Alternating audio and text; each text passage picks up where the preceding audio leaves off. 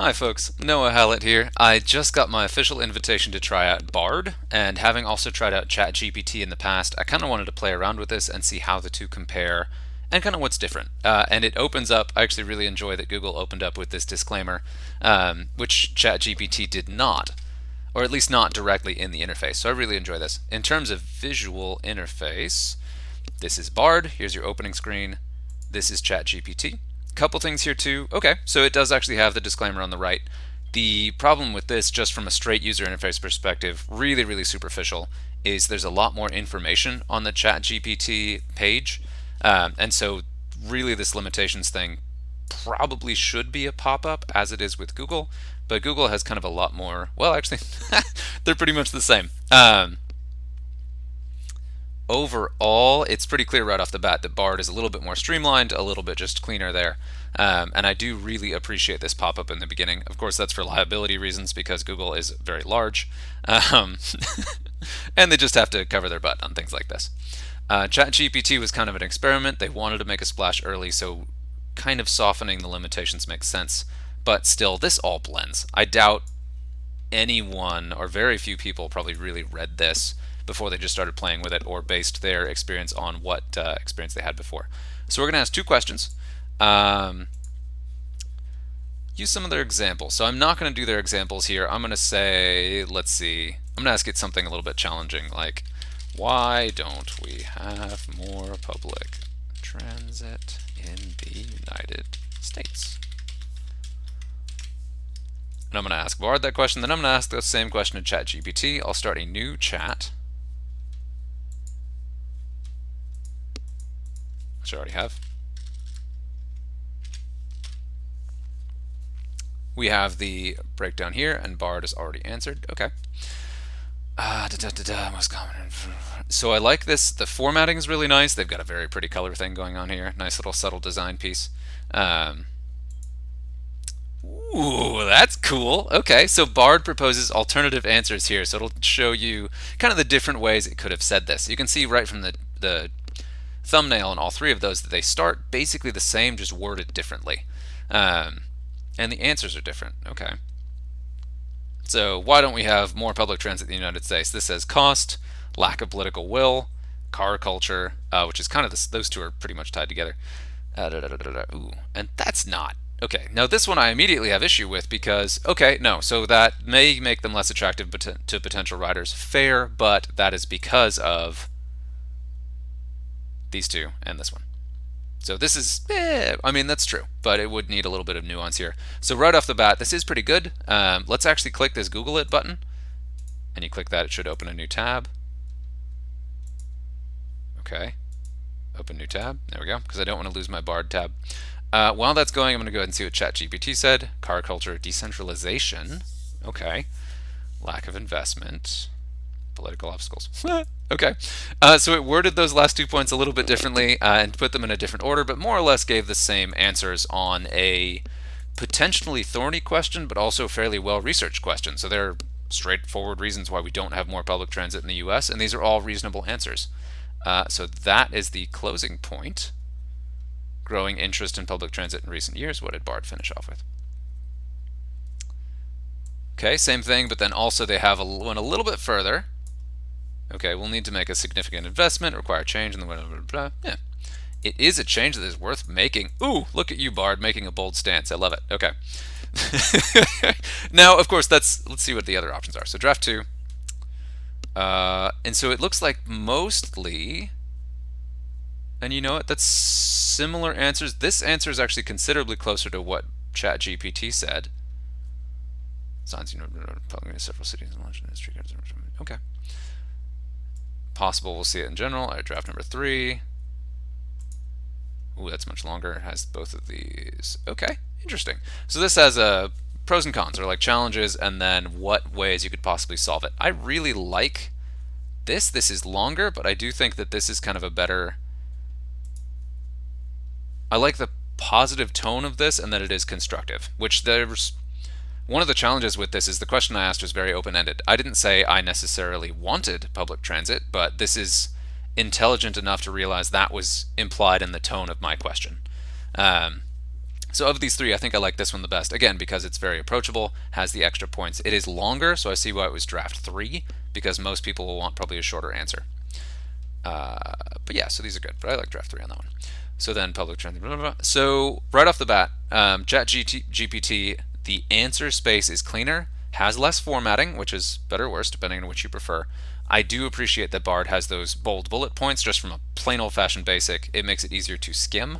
Of course, the biggest downside to these AI tools is that people will use them heavily and then will skim. So if you're trying to write a paper for a class or write a lesson plan, if this is your starting point, I would say that ChatGPT puts you in a slightly better spot because it actually does not do that work for you. So you have to read every single word to figure out which ones stand out and which ones are most important.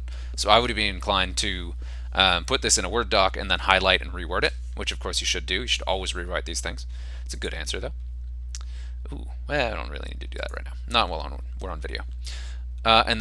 But another thing, I actually like the extra formatting that Google does. That's more the way that I read, and I kind of prefer it. The overall interface being lighter and a little bit less busy. There's less stuff on the sidebars. Kind of helps me translate through this. And I really like the follow-up options being right here. So I can get a new answer. I can follow up with a Google search, and then I can like the response. This is a good response. And we've got a bunch of, and so here right off the bat is one of the kind of most risky things about these AI tools is they'll be used to circumvent search results. And so if I use a search result, I see Vox, I see Bloomberg, I see Quora, I see different sources, and I can use each of these and kind of choose which ones I want to look at. Ooh, man, why is it so bad? And all of these are different based on my preferences. I can go a different route I want, and each of these titles has a kind of different sentiment. It tells me a little bit about where the author is approaching this from. Why did we give up on mass transit? Why is it such a assuming mess? And so that you can kind of direct your follow-up based on your own personal impressions. Whereas these AI tools don't give you an express source. And that's one place where I think Google still has an edge over ChatGPT. I haven't played with Bing that's integrated with ChatGPT. I may do a follow-up on that. But yeah, so let's do one more question. I don't want this to be too long, and then I'll give some final thoughts here. So what I was getting at there is that this AI tool could circumvent that because it doesn't provide sources. There's no citation there. There's no information here. What do we have here? No. So there's nothing here that tells me where this came from. And so one of the things people are afraid of is with these tools, if people figure out the algorithms, they could use them to spread a specific bent, a specific bias. I am hoping that that does not happen. It seems like these tools are smart enough they can kind of get around that kind of thing, but there's always a risk. So that's something people are aware of. As opposed to in this case with the Google results, they do have the algorithms that feed you results based on their kind of how closely they relate to your question, and then also what level of kind of trusted or verified source they are. Vox does very in-depth breakdowns of issues like this, and would do like it's a hypothetical question, but has a lot of kind of detail that could go in on that. So that's that's why I prefer getting answers from something like that. But I do really appreciate it. It looks like Bard more or less used the same results they would have found because I've read that article before. But yeah, it's just kind of an interesting question about veracity of sources. And that goes back to with either of these things, it's going to be really important to double check. But at the same time, they are so good at scraping most information from the internet that just like Wikipedia, people always said the gloom and doom about Wikipedia too. And on some level, it has been true that there's a lot of misinformation on Wikipedia and a lot of issues. But for some of the things it can be most useful for, the completely not controversial stuff, like how does a cell work? Wikipedia's tools are actually excellent for that kind of stuff, and that's where I think these tools are going to be the most powerful. Answering basic questions that are so boring that no one takes the time to just muck around with them online, and if they do, it would be really, really hard to actually thoroughly undo that. So it goes back to the importance of checking your sources, double checking your information, all of these things that will help, kind of make sure you're getting reliable information from these tools. So that was one question. Let's go ahead and start with Chat GPT for the next question. Let's go ahead and say, what is the best, we'll get even dumber, flavor of ice cream? Copy paste.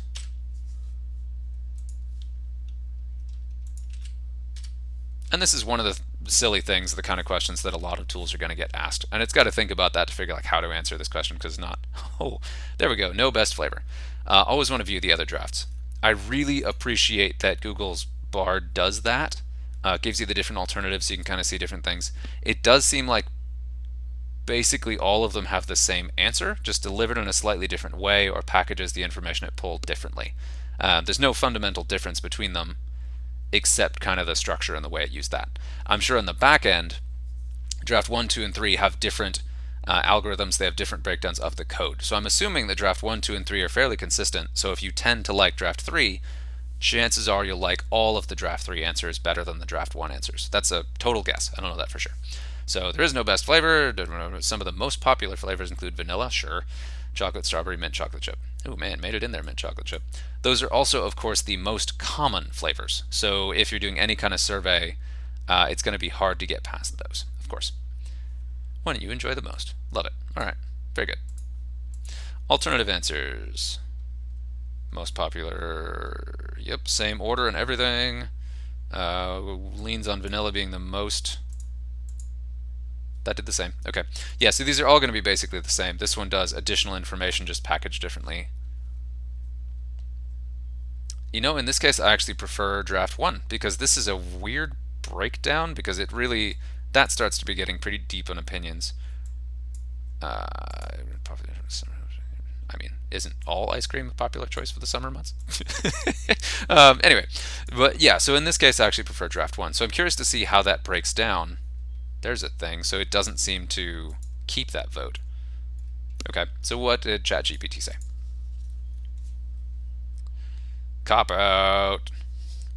Which not to judge. I mean, that's the kind of question this kind of thing shouldn't necessarily express an opinion on, because that gets pretty weird. But this is also one of the reasons I did that stupid question is it was a really basic opinion question, one that a lot of people have strong feelings about, so there's a lot of information on the internet, and I was curious how these two tools would translate strong opinions, especially about meaningless things, because that can also kind of feed to how these will judge meaningful differences of opinion.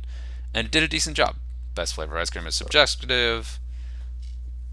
I do not have personal preferences, is a nice way of putting that. Okay, so the Chat GPT is presenting itself more as like an individual responding to you, which it's built as a chat bot, which that goes into kind of how it was designed, as opposed to Bard is kind of answering the question.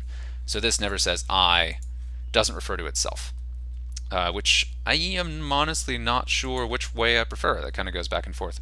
I will say I prefer Bard's answer to this question by quite a bit. This is just plain old text, doesn't really list anything, doesn't break it into paragraphs well. It's good. It's a fine answer. It's basically the same answer. It's just really subjective. In my personal reading of formatting, I kind of enjoyed Bard better. However, Bard's screen is filling up very quickly because I have the drafts pulled down, of course, but also because I tended to choose kind of longer answers. And it looks like the optional drafts go away when you ask an additional question. So that's something to keep in mind. Yeah, so there is a reset. I've got the help and support right here, FAQ. This is really simple. ChatGPT has some more options here. One thing that I don't see in Bard is the option to save your chats. Okay, so it has kind of an activity management thing here, but it doesn't necessarily show. It doesn't show the answers you've gotten before and doesn't save your threads. I understand doing that because that's ChatGPT has made a pretty significant move to save huge amounts of data. So that they save your conversation threads means saving a lot of content in a way that's more memory demanding because it's in a way that you personally under your logged in account can access later. So if you've got millions of people using chats and they put down a bunch of different chat threads, it's going to be a lot of data that you have to save in at least two different ways where it goes back to Chat GPT and then also is saved in your personal account. I prefer that. It was a bold choice.